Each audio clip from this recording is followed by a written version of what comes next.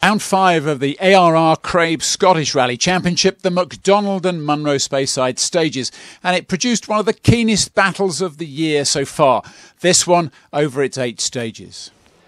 On their second championship event in the new R5, David Bogie and Kevin Ray held a 1-second lead after 4 stages. They were pursued by the focus of Ewan Thorburn and Paul Beaton. After Bogie had grabbed that second on stage 1, both crews tied in stage 2 and beat the Bogie on the next 2 stages.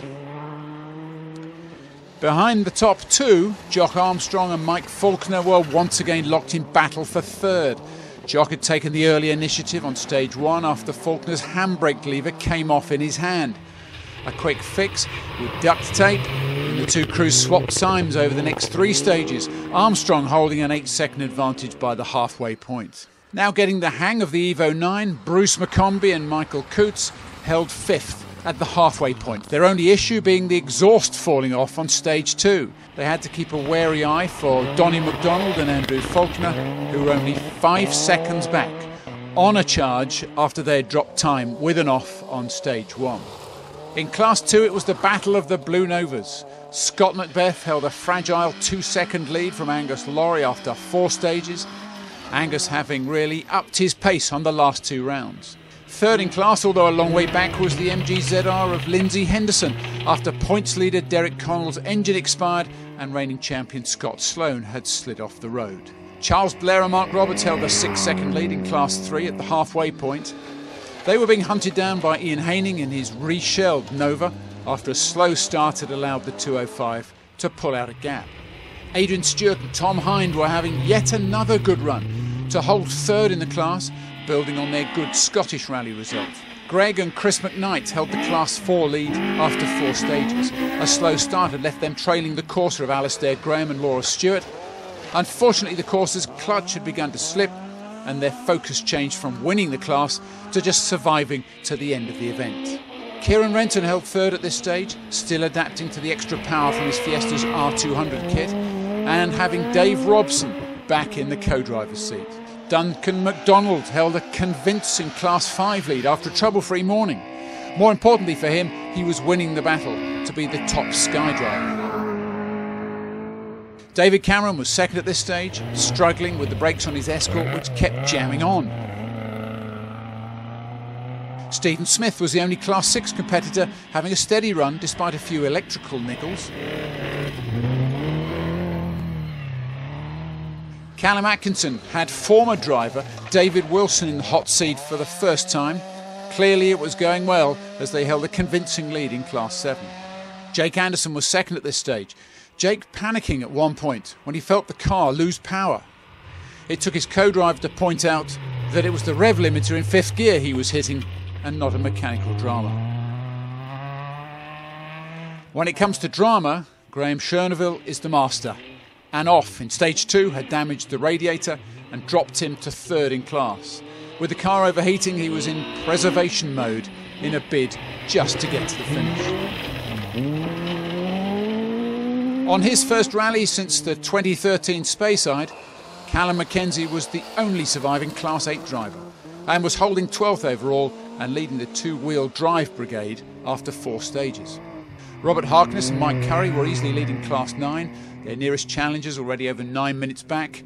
Stuart Glendenning was clearly having a bad day in the Puma, a broken throttle cable leaving him second last, but still second in class. Dale Robertson had made the switch to Pirelli tyres for this event. Amazed at the difference in grip, he held the Class 10 lead at the halfway point in his best run of the season so far. After missing the Scottish rally, John Morrison and Peter Carstairs were immediately on the pace, only 7 seconds back from the class leaders after 4 stages. With his big off on the Scottish rally still fresh in his mind, Andrew Gallagher was taking things a bit more steadily than usual, 3rd in class and 16 seconds down on the Morrison Lancer, left him with some work to do.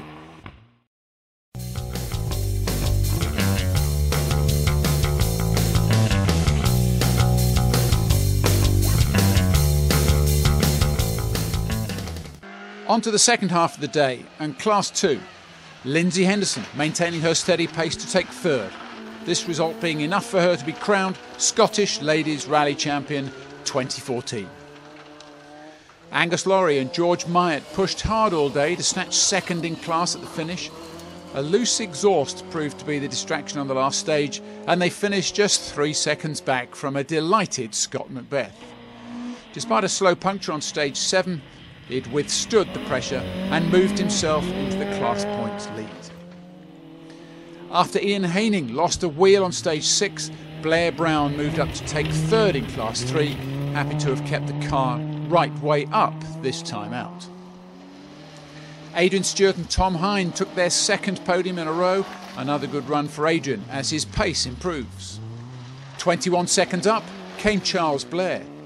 After the Haining Nova departed the fray, he and co-driver Mark Roberts took a convincing win by 21 seconds at the finish.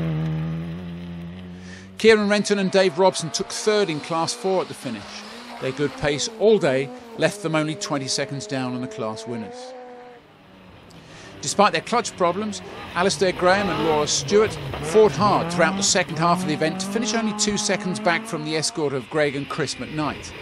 Greg was delighted with the second class win in a row, especially after such a close battle. David and Douglas Cameron managed to limp their sick escort home to second in class 5. Despite discovering he had no window wipers when the rain arrived, Duncan MacDonald survived to take the class at the finish for the second time this year.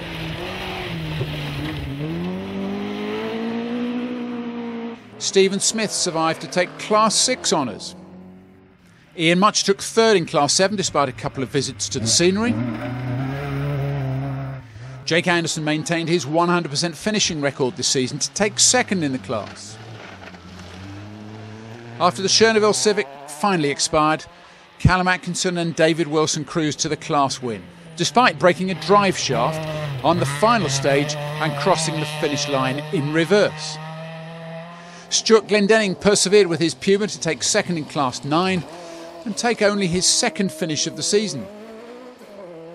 He was a massive 15 minutes down on the winner, Robert Harkness, Robert for once having a trouble-free run in the BMW.